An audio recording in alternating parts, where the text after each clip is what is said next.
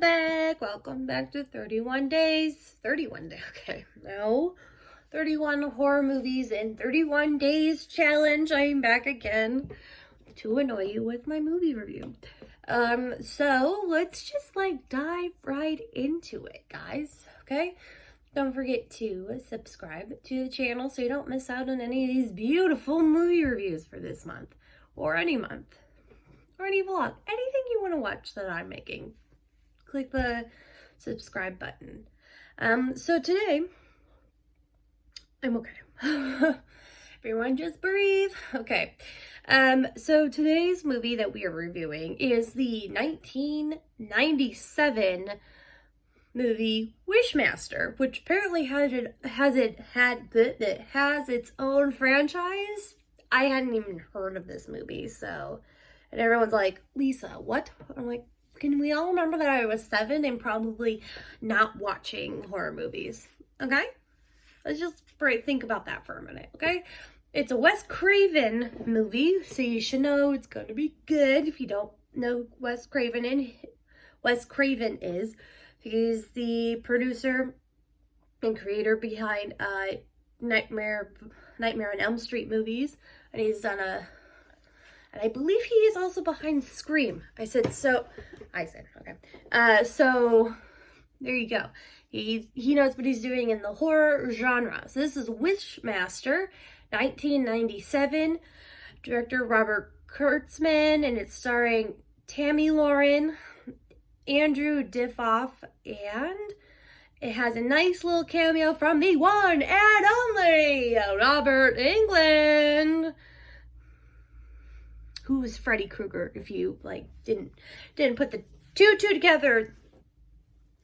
Robert London is Freddy Krueger. Yeah, let's put it all together, okay? That's and apparently Vern Troyer also has a little cameo in here. Rest in peace, Vern Troyer, but he's in here as well.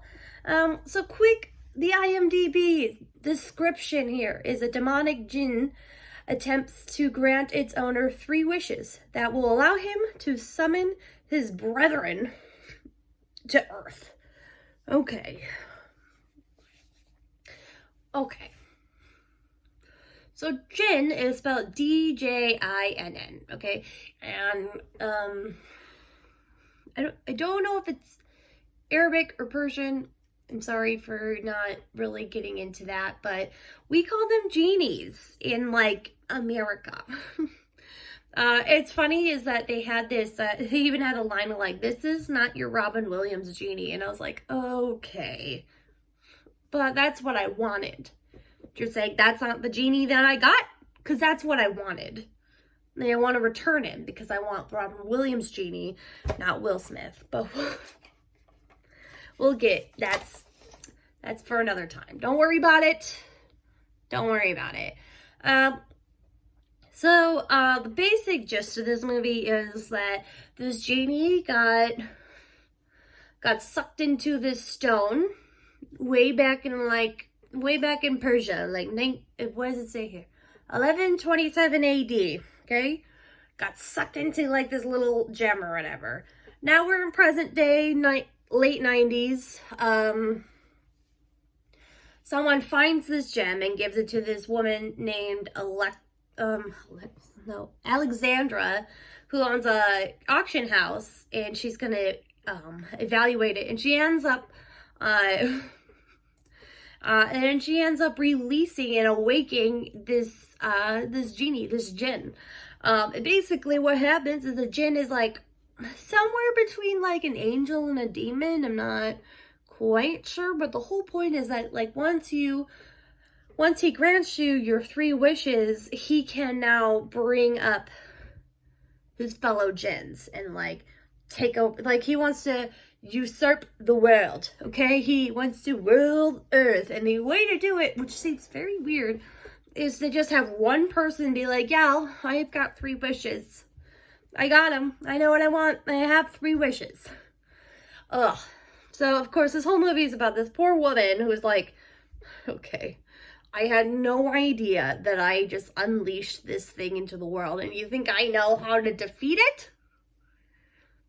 It's really hard. She tried. She tried a lot. She tried a lot of.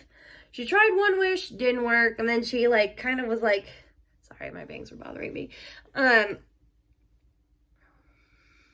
She tried One Wish, and then like it didn't quite work how she wanted it to, and then she eventually, like, of course, it's the very end, right? He's like, final wish, and he basically, you know, he's trying to get her to do it, and she eventually remembers how he got stuck the last time, and that's what she ended up wishing for, or something like that. Anyways, that was a bit of a spoiler, but I didn't give like a whole lot of the plot points. You should still go watch it.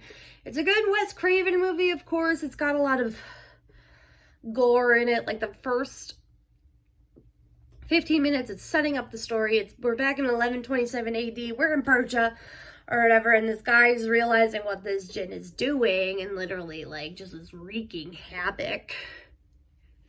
Like this little, I think this was like a dinner party, or no, the dinner party was later. I don't, like a party that was happening in Persia, party or whatever, and all of a sudden like people are running, people are dying, people's skulls are literally coming out of their body. That was like one whole scene with this guy like laying down, and his skull literally, like his skin split and his skull came out. I'm like, okay, this is a way to start a horror movie. All right. We've got the gore, we've got the 80s and 90s special effects, makeup, just special effects, which are just so, they're great, aren't they? Aren't they? Aren't we glad that we figured out how to do better effects? But they're just, you can tell we were really trying. And you know what? We gotta remember that back in those days, those kind of special effects, we were like, whoa. Like, we were so, like, what? You were able to do that? Crazy. Have I set it up yet? No. Yeah, so this movie was, it was a fun time. It was a nice little roller coaster.